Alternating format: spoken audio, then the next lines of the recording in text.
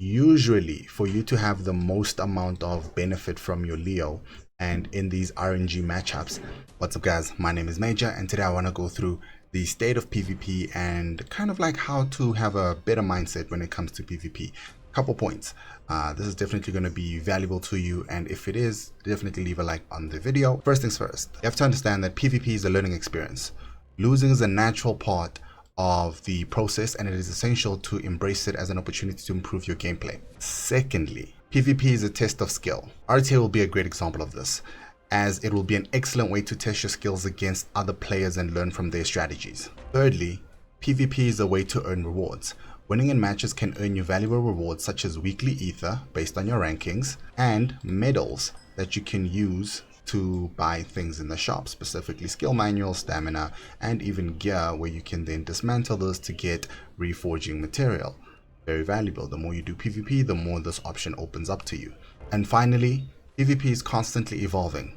The meta game of PvP is continually changing, so it's essential to stay up to date with the latest strategies and tactics.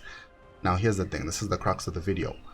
While these are the four major pillars of PvP that you need to understand to have an awesome time and enjoy the game, the fourth one is the most important. The current meta at the moment is a scenario where we're running Mene, we're running Domiak Aste, we're running, say, Leo, and a flex position, right? The flex position is usually anything, right? So you have something like Tamara, fantastic team. You have something like Alice, fantastic team.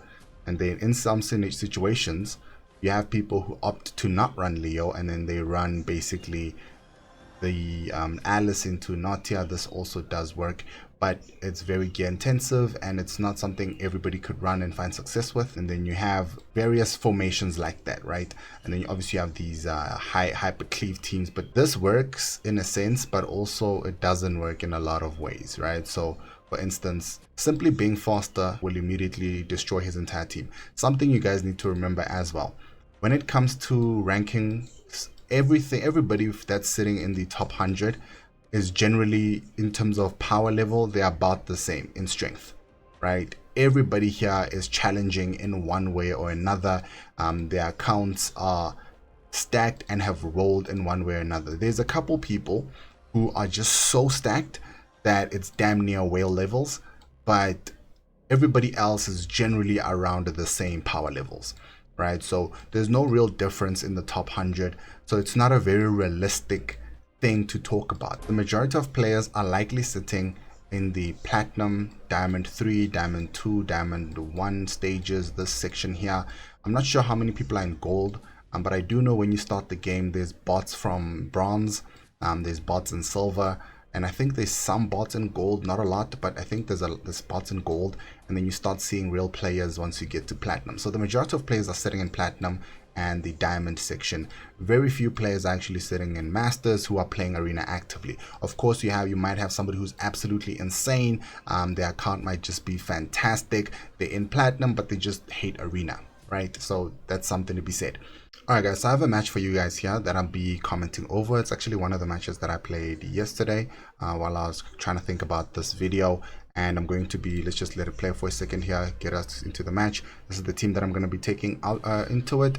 And then I'm going to explain a couple things about what's happening. He gets to take the first turn because his Domiak Aste happens to be extremely fast. So on my turn here, you'll notice that I open up this section so I can check the priority list. This is going to be extremely important. Once you start getting at this level of play, what's really important to take note of is the fact that priority determines whether or not you will win. It has nothing to do with the units, how well you've built them, right? So just take note of the priority list, especially look at where my damage dealers are in comparison to where his Leo is. So his Leo is obviously above my damage dealers, which means that my damage dealers will not be able to do any damage except against the character that they are slower than, the Mene, which is an important thing to note. Watch what happens as we move forward here. Right, so we have the Leo coming in there, and we have some counters, we have a couple things going on here. Obviously this is auto combat and it's not really reflective of a person's skill, and normally a person wouldn't do that. But also, if this was RTA, you would have never let them have a team like this in the first place, right? So obviously here the speed tuning is a little bit off from Vibani's side, therefore you were able to actually get some damage off of off on the Mene, basically killing her off in this first turn here, and the invincibility really doesn't protect her at all. Now, here is the problem. If you miss the Mene, you lose.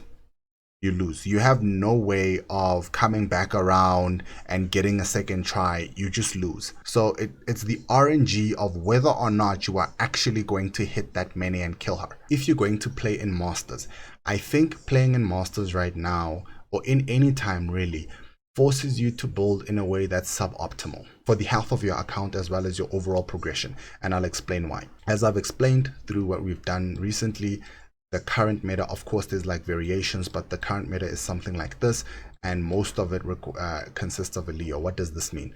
This means that usually for you to have the most amount of benefit from your Leo, and in these RNG matchups, it is best if your entire team is slower than the opponent's entire team.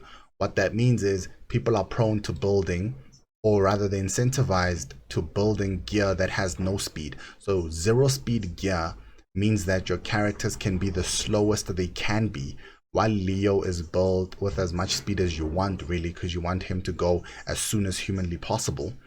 Also, you give him an immunity set so that Tamara can't stop him, and really nobody can stop him. And if they do try, Leo's gonna just push up and then effectively shield your team all over again. The idea would be, okay, if they are trying to use a cleave team against you, like a Valentine into a Nautia situation, it incentivizes that you build as slow as you can, which is not ideal, because once you start looking into game modes like, for instance, RTA, having your characters very, very slow in the hopes that Leo will protect them, for instance, is an asinine thing to do, because I'm just going to ban your Leo. It makes no sense. I'll just ban your Leo. All my characters are faster than your characters. I'll just kill you round 1, right? However, people are incentivized right now to do this, which I think is fine. There's nothing wrong with it. The only issue that I'm finding is that if you do this long term and you do this consistently without understanding what this looks like as an overall player in the game, you get to a point where you are gearing and optimizing for arena. By the time RTA comes out, you don't have the right speeds on different units so that you can speed tune them correctly to have different play styles unlock for you, right?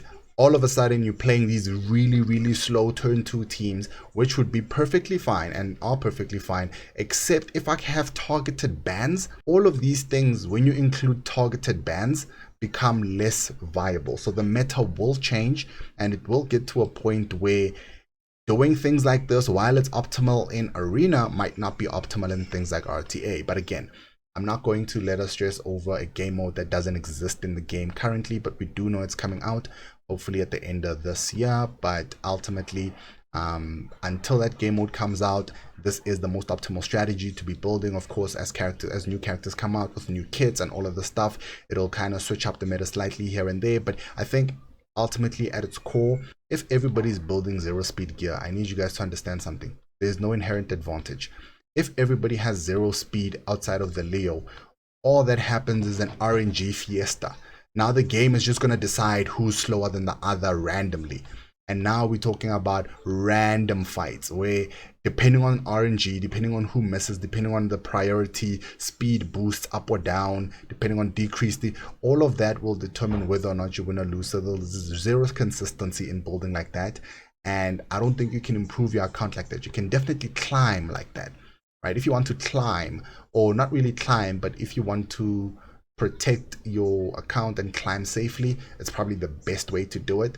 But it's not a good way to build your characters long term. And I just think if you are building that way, just understand that it's not optimal, but it's okay to do it if you want to climb and want to get into the masters and up places. That's kind of how you do it. That's it from me. And just remember, you don't suck at the game, you just need to get good.